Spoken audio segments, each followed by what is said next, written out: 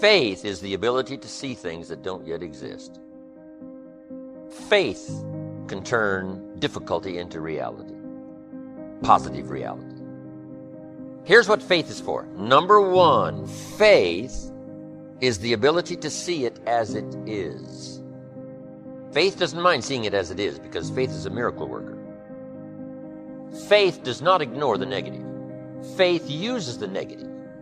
Because if there was no negative, there'd be no need for faith.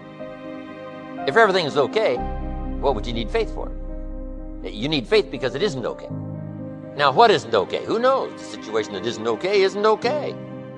So here's what faith does. Number one, faith does not ignore the negative because faith now stands as the miracle worker if you let it work. So faith sees it as it is. If it's ugly, it's ugly. If it isn't working, it isn't working. If it's a mess, it's a mess. It doesn't hurt to call a mess a mess. You don't need to fancy it up here. If it's miserable, it's miserable. If it's broke, it's broke. Faith doesn't mind admitting that. Faith doesn't mind seeing that. Here's why. Number one, you can see it as it is. That's the beginning of faith, seeing it as it is. Now, here's the second step of faith. See it better than it is.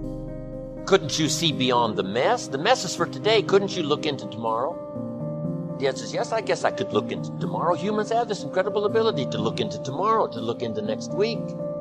So we not only have the ability to see it as it is, the beginning of faith, but to see it better than it is. Dream the dreams, make the plans, visualize, use your imagination, see it better than it is. Now here's the third step that turns faith into reality. Make it better than it is. Faith now must be invested in the muscle. But if you invest faith now in the action, you can take any situation and make it better than it is. Next, in the beginning of faith, seeing it as it is. Don't see it worse than it is. Some people have this tendency to blow it all out of proportion and say, well, it can't be that bad. If it's this bad, that's how bad it is. You don't need to multiply how bad it is by 10. That's not necessary here. Just as it is, that's the deal. Don't see it worse than it is. Now here's the next unique key to faith. Don't see it for more than it can become. There's a thin line between faith and folly. Yes, it's possible to see yourself as a millionaire, but not overnight. Somebody says, well, yes, I can see that. Don't see it for more than it can become. Yes, if it dropped out of the sky overnight, but that's not likely. But it's still possible to be a millionaire. It's still possible to be rich and wealthy. So don't see it for more than it can become so that you move into folly instead of faith. Plenty is possible without being foolish in your faith exercise. But now here's two more cautions. Number one, it might be worse than you first see it.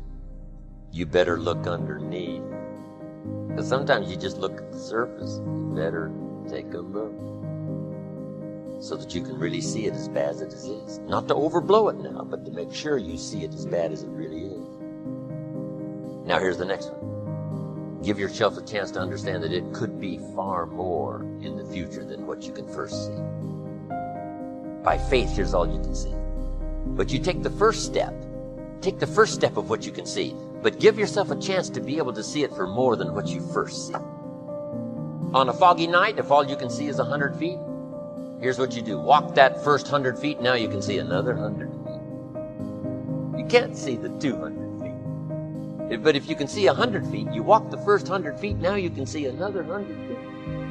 So I'm asking you to take the early steps of faith. Whatever you can see it possible to become, start believing that. Have faith for that. And I'm telling you, as that starts to exercise, you'll be able to see it for more and for more and for more. The possibilities will start to increase in your own imagination.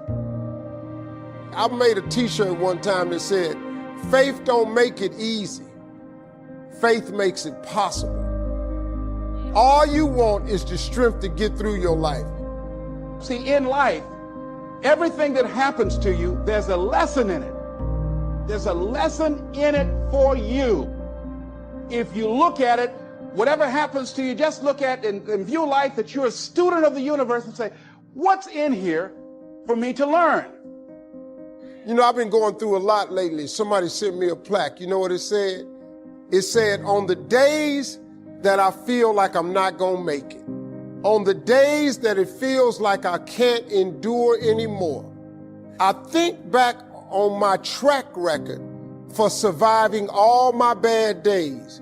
And so far, surviving all my bad days, my track record is 100%. It ain't about the money. I know a lot of very, very rich people that's miserable, not happy at all. I can bet you most of you are happier than most of the people I know. And I know some very, very wealthy people. And money don't make you happy. It helps you through a lot of situations. Really, other than that, it's a lot to come with money. But if that's your desire to get more of it, you got to ask God for it. If you want to be happy or successful, you got to ask God for it. Most people don't have the life of their dreams because you don't ask God for it. The scripture says, you have not because you ask not. It's a very simple scripture, but listen to me. If you up your ask, he will up his give. If you change what you ask God for, he immediately changes what he gives to you. It's a scripture that's available for everybody. It's not just for rich people. You don't need an education to be successful. I flunked out of school. Do you know if you had to have an education to be successful, you know how many people wouldn't be successful? What God has for you, quit tying it in education. People kill me. I know people got 2 degrees finna go back to school and get another one. If you got 2 of them that ain't working for you, why would you go get another one of them? That's crazy to me. I know people that's mastered and PhD'd up, ain't even working. You don't need that. And here's the last, my challenge for you. It comes from the old prophet. Here's what he said. If you work on your gifts, if you work on your abilities, if you work on your skills, if you work on your gifts, they will make room for you. They will make a place for you. If you become attractive, you'll have an attractive place. If you work on your skills, they will put you in an unusual place. You don't have to worry about the place. It is right now being prepared for you to qualify. And if you work on your gifts, gifts of language, gifts of intelligence, gifts of faith, gifts of helping others, gifts of influence, if you'll work on those gifts, you'll always have a place.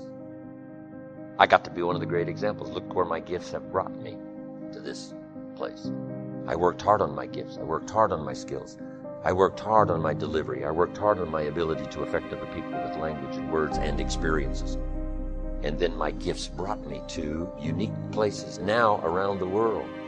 A unique place in Australia, a unique place in South Africa, a unique place in Bangkok, a unique place in Singapore. You name the country and the city. Unique places I've had. Because my gifts, I worked on my gifts and made myself valuable enough to be invited to these places. The same thing is going to happen for you, without a doubt. Find some cause that you believe in. What is it that you would like to give the planet? What kind of legacy do I want to leave? What kind of statement do you want to make with your life? What 3 things you once said when you die? What contribution do you want to make? I don't know what you want to do. I don't know what you want to achieve with your life. Here's what I know about you. That you have greatness within you. That you have things and gifts and talents that you've been bestowed with. That as you work consciously to cultivate and bring them out and develop a sense of purpose in knowing that your life can make a difference, decide to make and leave a legacy with your life. I say to you that the planet will never be the same again because you showed up. So, I now leave here, but I have a promise. I will not leave you behind. I'll take you with me in my heart and in my thoughts. God bless. You're not supposed to know. You're not supposed to know. Life is a mystery. If you take away the mystery and everything was certain, you wouldn't need faith. Like, I stand on this stage before you, and to be honest, I never thought I would be doing this. They put me in public speaking in college. I dropped the class on the second day. I despised it. As I was walking out, I'll never forget, I told my buddy, I said, I'd never be needing that. Faith functions best when you don't know. So God often puts us in positions where we don't know to destabilize us from relying too much on what we know. Yeah. Like a trainer who starts you out and he starts you out on a weight machine, okay? And then he puts you on a bench and he gives you free weights because now it's less stable. The less stable it is, the more muscles you build. Finally, he puts you on a ball where everything's unstable. And when he puts you on the ball, he's building up your core. So the more unstable your life becomes, the more you have to go inside yourself to stabilize yourself. You're strong enough to withstand instability. Yeah. And if you knew everything, you'd have no room for faith, for discovery, for innovation, because creativity comes in uncertainty. It comes in uncertainty, in the middle of chaos, because after a while, anytime you know too much, you stop living your best self. And the beauty of life is when God takes a situation or a circumstance and he puts you on a path that you never imagined, and your life begins to flourish and serve as a blessing to a lot of people. But more times than not, you hit extreme chaos or extreme opposition on the way to getting to that point. Right? Like you think about the 9/11 incident. I travel a lot. Right? Senseless act. A lot of people lost their lives. Right? And I remember reading an article, and in this article it spoke about the other side of the situation. And it talked about that morning, it was a wife and a husband, and they had a daughter, right? And the wife went to the husband and she said, can you please take our daughter to kindergarten this morning? And the husband said, I really got some meetings I need to be at in that building. And the wife said, can you please do it? He said, I really got some meetings I need to be at. And the wife asked him one more time, can you please? He said, all right, I'll do it. Guy ends up taking a whole day off, ends up sparing his life. One gentleman on the New Jersey Turnpike, accident happens. He's frustrated, he's mad, he can't get to work. Accident ended up sparing his life. One gentleman got a new pair of shoes that day. He's walking, he gets a blister on his foot, he's going back home to change his shoes. He get there, end up sparing his life. One guy went to a donut and coffee shop, went to get some donuts and coffee. As he's coming out of the shop, somebody spilled some coffee on his shirt, went home to change his shirt, ended up sparing his life. The other side.